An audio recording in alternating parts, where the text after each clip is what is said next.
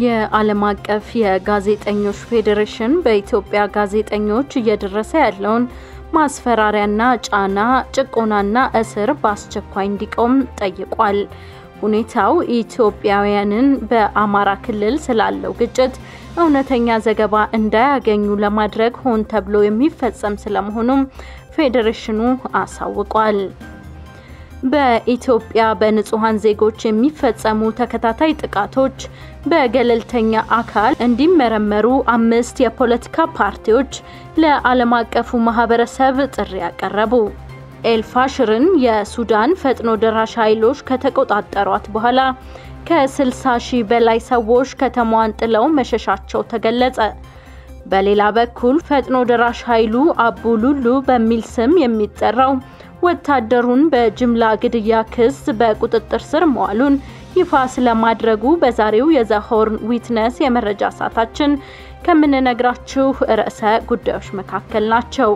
መረጃዎቻችን እንዲደርሷችሁ ሰብስክራይብ ማድረጋችሁን አትርሱ። በያላችሁበትም ሰላምና ጤናን እንመኛለን።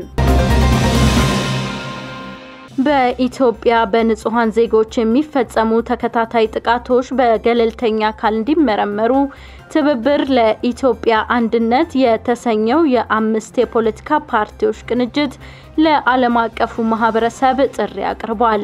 ቅንጅቱ በቅርቡ በአርሲ የተፈጸመውን ግድያ አስመልክቶ ባወጣው መግለጫ በኢትዮጵያ የሚፈጸሙት የማንነትና የሃይማኖት ተኮር ጥቃቶች መንግስታዊ መዋቅርን የተከተሉ ስርዓታዊና ተጨማሪ እጅ ያለበት ስለመሆኑ ምርመራ እንዲደረግ ጥሪውን አቅርቧል። ቅንጅቱ ጠያቂም ተጠያቂም ባለመኖሩ መግደል ቀላል ሆኗል በሚል ያወጣው መግለጫ በአርሲ ዞን የተፈጸመውን ኢሰብአዊ ድርጊት በጽኑ አውግዞታል። ለሚፈጸሙት ጥቃቶች በገለልተኛ አካል ሊመረመሩ ይገባል ሲልም ለዓለም አቀፍ ማህበረሰብ ጥሪ አቅርቧል። የዓለም አቀፍ የጋዜጠኞች ፌዴሬሽን የኢትዮጵያ መገናኛ ብዙሃን ባለስልጣን የዶቼ ቬለ ጋዜጠኞች በጊዜያዊነት ማገዱን በጽኑ አወገዘ። ውሳኔውንም በአስቸኳይ እንዲቀለብስ ጥሪ አቅርቧል። ፌዴሬሽኑ ጥቅምት 21 2018 ባወጣው መግለጫ የኢትዮጵያ መገናኛ ብዙሃን ባለስልጣን ጋዜጠኞቹን ሙያዊ ስነ ምግባርን በጣሰና የሀገሪቱን ደንቦች ተላልፈዋል በሚል ክስ ማቅረቡን አውስቷል። ይሁን እንጂ ፌዴሬሽኑ ይህንን እርምጃ የዶቼ ቬለን ዘገባ ዝም ለማሰኘትና በተለይም በአማራ ክልል ውስጥ ስላለው ግጭት ኢትዮጵያውያን ገለልተኛ መረጃ እንዳያገኙ ለመገደብ የታሰበ የማስፈራሪያ ድርጊት ነው ሲል ገልጾታል።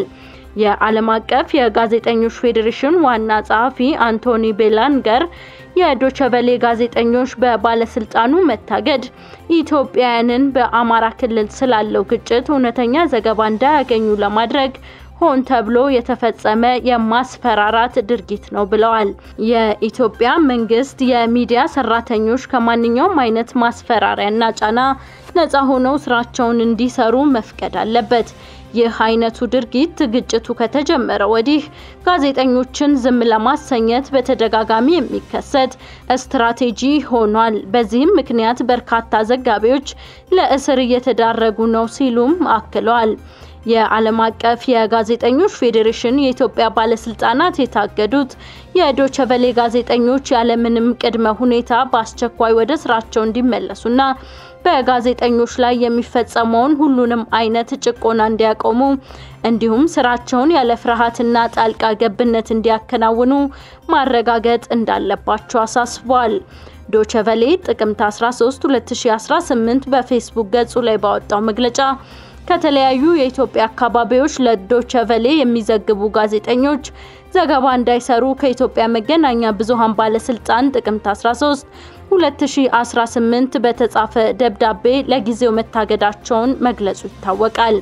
የኢትዮጵያ መገናኛ ብዙሃን ባለስልጣን በዶቼ ቬለ ጋዜጠኞች የጣለው ጊዜያዊ የስራ እገዳ በጣም አሳሳቢ ስለመሆኑ የዲደብሊው ዋና ዳይሬክተር ባርባራ ማሲንግ ጥቅምት 14 2018 የገለጹ ሲሆን ከባለስልጣኑ የተጻፈው ደብዳቤ ምንም አይነት ተጨባጭ ክስ አልያዘም በማለት ተጠቅሰዋል። አያይዘውም ባለስልጣኑ ክስ ያቀረበበት ዝርዝር ነጥብ እንዲብራራና እግዱም በአስቸኳይ እንዲነሳ ዋና ዳይሬክተሩ ማሳሰባቸው ይታወሳል። የሱዳን ፈጥኖ ደራሽ ኃይል ኤልፋሽርን ከተቆጣጠረ በኋላ ከ60 ሺህ በላይ ሰዎች ከተማዋን ጥለው መሸሻቸው ተገለጸ። ከሱዳን ቁልፍ ከተሞች አንዷ የሆነችው ኤልፋሽር በፈጥኖ ደራሽ ኃይል RSF ቁጥጥር ስር መዋሏን ተከትሎ የጅምላ ግድያና ረሃብ መስፋፋቱ ተገልጿል። የተባበሩት መንግስታት የዘፈቀደ ግድያ እየተፈጸመ መሆኑን ገልጿል። የየል ዩኒቨርሲቲ ሰብአዊ ጉዳዮች ጥናት ክፍልም የሳተላይት ምስል በመጠቀም ባደረገው ዳሰሳ በዘፈቀደ የተገደሉ ሰዎች አስክሬንን መመልከቱን አስታውቋል። የኤልፋሽር ነዋሪዎች ከከተማዋ በ80 ኪሎ ሜትር ርቀት ላይ ወደ ምትገኘው ታዊላ ከተማ ሸሽተዋል። ባለፉት ጥቂት ቀናት ከተማዋን ጥለው የሚወጡ ነዋሪዎች ቁጥር መጨመሩም ተገልጿል። ፈጥኖ ደራሽ ኃይሉ በዋነኝነት አረብ ያልሆኑ የከተማዋ ነዋሪዎች ላይ ጥቃት ፈጽሟል። በሌላ በኩል ፈጥኖ ደራሽ ኃይሉ አቡሉሉ በሚል ስም የሚጠራውን ወታደሩን በጅምላ ግድያ ክስ በቁጥጥር ስር መዋሉን ይፋ አድርጓል። በዳርፉር ግዛት የምትገኘው ኤልፋሽር ከተማ በRSF ስር መውደቋ የሱዳንን የእርስ በርስ ጦርነት አካሄድ ለውጧል። የሳተላይት ምስሎች እንደሚያሳዩት በሆስፒታሎች ውስጥ የጅምላ ግድያ ተፈጽሟል። በከተማዋ ምስራቃዊ ክፍል በኩል ለመውጣት ሲሞክሩ የነበሩ ነዋሪዎችም ተገድለዋል። በእርስ በርስ ጦርነቱ በመላው ሱዳን ከ150 ሺህ በላይ ሰዎች ተገድለዋል። ወደ 12 ሚሊዮን የሚጠጉ ሰዎች ተፈናቅለዋል። ዩኒሴፍ እንዳለው ኤልፋሽር የህፃናት ሰቆቃ፣ ህመም፣ እንግልትና ረሃብ ማዕከል ሆናለች። ጦርነቱ ከተጀመረው ወዲህ ቢያንስ 600 ሺህ ሰዎች ከከተማዋና በአቅራቢያዋ ካሉ መጠለያዎች መፈናቀላቸውንም ተቋሙ ገልጿል። ግብጽ ግዙፍ የተባለውን ብሔራዊ ሙዚየም አስመርቃለች። የፕሬዝዳንት አልሲሲ ጽፈት ቤት የሙዚየሙ መመረቅ በሰው ልጆች ባህልና ስልጣኔ ታሪክ ልዩ ክስተት ነው ብሏል። በምረቃ ስነ ስርዓቱ ለቀናት ጉብኝት ካይሮ የገቡትን የኤርትራ ፕሬዝዳንት ኢሳያስ አፈወርቂን ጨምሮ በርካታ የሀገራት መሪዎች ተገኝተዋል ተብሏል። በግብጽ ዋና ከተማ ካይሮ በሚገኙ ፒራሚዶች አጠገብ የተገነባው ታላቁ የግብጽ ብሔራዊ ሙዚየም የጥንታዊ ግብጽ ስልጣኔን የሚያመላክቱ ወደ 50 ሺህ የሚደርሱ የዕደ ጥበብ ውጤቶችን አሰባስቦ የያዘ ሲሆን የግብጽን የቱሪዝም ኢንዱስትሪ የሚያነቃቃ ነው ተብሏል።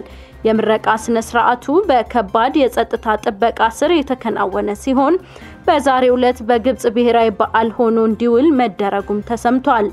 ባለፈው የጎርጎሮሲያኑ 2024 ዓመት 15.7 ሚሊዮን ጎብኚዎች ግብጽን ጎብኝተዋል። በ2032 በየዓመቱ ግብጽን የሚጎበኙ ሰዎች ቁጥር ወደ 30 ሚሊዮን ለማሳደግ የግብጽ መንግስት አቅዶ እየሰራ መሆኑን አሶሺየትድ ፕሬስ ዘግቧል። አመጽና ብጥብጥ ያጀበው የታንዛኒያ ምርጫ መንበረ ስልጣኑን ጨብጠው የሚገኙት ፕሬዝዳንት ሳሚያ ሱሉሁ ሐሰን 98% በማግኘት አሸነፉ መባሉን ተከትሎ የሀገሪቱ ዋነኛ ተቃዋሚ ፓርቲ በዲሞክራሲ መቀለድ ሲል አጣጥሎታል። ተአማኒነት ያለው ምርጫ ድጋሚ መካሄድ አለበት ሲሉ የቻዴማ ፓርቲ ቃል አቀባይ ተናግረዋል። ተቀናቃኝ የፓርቲ አባላት እስር ቤት በገቡበት ሁኔታ ምርጫው መካሄድ የለበትም ያሉ ወጣቶች በታንዛኒያ ከተሞች ተቃውሟቸውን እየገለጹ ይገኛሉ። ፖሊስ በሰልፈኞች ላይ በወሰደው የኃይል እርምጃ 800 ሰዎች መገደላቸውን የተቃዋሚ ፓርቲ ቻዴማ ይገልጻሉ። የዲፕሎማቲክ ምንጮች ደግሞ ቢያንስ 500 ሰዎች መገደላቸውን ገልጸዋል። የተባበሩት መንግስታት ድርጅት የሰብአዊ መብቶች ኮሚሽን በበኩሉ በሰልፉ 10 ሲቪሎች መገደላቸውን አስታውቀዋል። የኢንተርኔት አገልግሎት ስለተቋረጠ የተገደሉ ሰዎችን ቁጥር በትክክል ለማወቅ አልተቻለም። ጋዜጠኞችና የሰብአዊ መብት ተሟጋቾች ትክክለኛ የሟቾችን ቁጥር ለማወቅ መቸገራቸው ተገልጿል። የታንዛኒያ መንግስት የተነሳው ሁከት እምብዛም ሰፊ እንዳልሆነ ገልጿል። የተጣለውን የሰዓት እላፊ ገደብ እንዲራዘምም ወስኗል። ለአዳዲስ እስረኞች ቦታ አጥቻለሁ ያለው መንግስት 40 ሺህ የሚደርሱ እስረኞችን ለመልቀቅ መገደዱን አስታውቋል። የታላቋ ብሪታንያ አካል በሆኑት እንግሊዝና ዌልስ ብቻ ከመስከረም 2024 ጀምሮ ወደ 40 ሺህ የሚጠጉ እስረኞች ተፈትተዋል። እስረኞቹ መንግስት በእስር ቤቶች ውስጥ ያለውን መጨናነቅ ለማቃለል ባወጣው የአስቸኳይ ጊዜ እቅድ መሰረት መፈታታቸውን ቢቢሲ በዘገባው አስነብቧል። ባለፈው ዓመት በአንድ ወቅት በሀገራቱ በሚገኙ የወንዶች እስር ቤት ግቢ ሞልቶ ወደ 100 የሚጠጉ ቦታዎች ብቻ ቀርተው ነበር ተብሏል። ማረሚያ ቤቶች ሙሉ በሙሉ እንዳይወድቁ ለመታደግ ይህንን መሰል ወሳኝ እርምጃ ለመውሰድ መገደዱን የፍትህ ሚኒስቴር ቃል አቀባይ የውሳኔውን አስገዳጅነት አብራርቷል። በተፈጠረው ጥበት መንግስት አንዳንድ እስረኞችን ከተለመደው 50 በመቶ የእስር ጊዜያቸውን ከማጠናቀቃቸው በፊት 40 በመቶ ከታሰሩ በኋላ ነው ለመፍታት የተገደደው።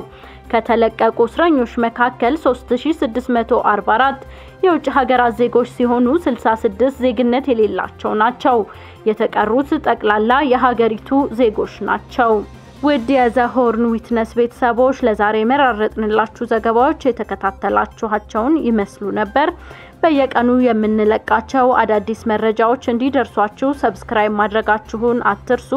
በያላችሁበት ሰላምና ጤናን እንመኛለን።